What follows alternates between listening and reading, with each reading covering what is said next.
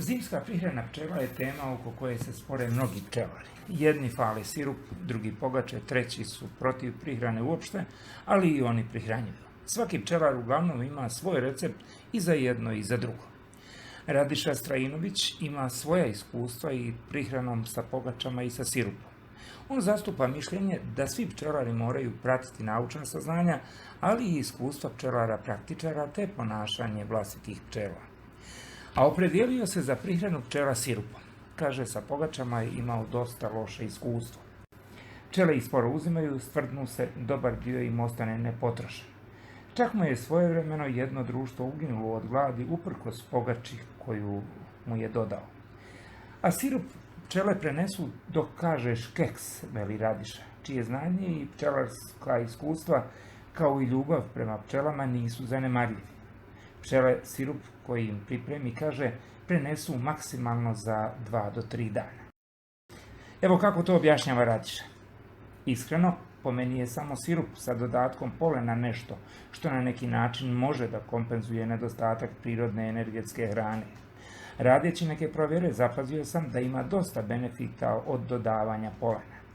Jedno interesantno zapažanje je i da polen koji sam dodavao, a čuvan je u zamrzivaču, dovodi čak i do djelimičnog invertovanja saharoze iz sirupa. Dalje, pčele odstranjuju polen iz sirupa, tako da se od mutnog sirupa dobija bistar med, koji je deponovan u saća, čak i mikroskopski provjereno. A šta se dešava s polenom koje su pčele isfiltrirale iz sirupa?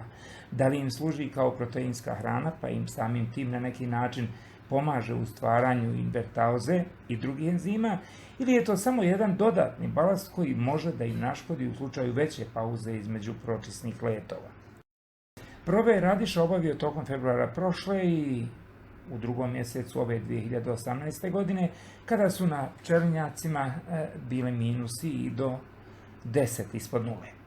Sa 2,5 grama polena po kilogramu šećera, pčele nisu pokazale nikakve probleme ni na ovakvim minusima. Međutim, Radiša se ograđuje i kaže da je rano tvrditi da će tako ostati i pri oštrijim zimama sa dužim pauzama u izlijetanju. U nedostatku polena, Radiša u sirup dodaje med.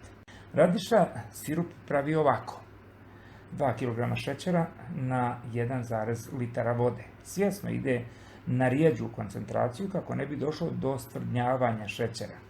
Iz vlastitog iskustva mu je poznato kada pravi sirup u omjeru 2:1, nakon hlađenja počinje da se stvara pokorica. Tako stvrdnuti šećer može da stvori otvore na kutiji, hranilici ili flaši.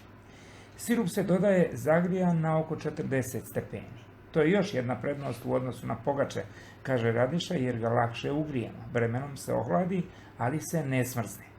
I što je najvažnije, pčele ga uzimaju mnogo lakše nego pogaču. A koje količine sirupa dodaje? Radiša kaže, zavisno od situacije, slabijima sipa oko pola litra, a jakima litar do litar i pol.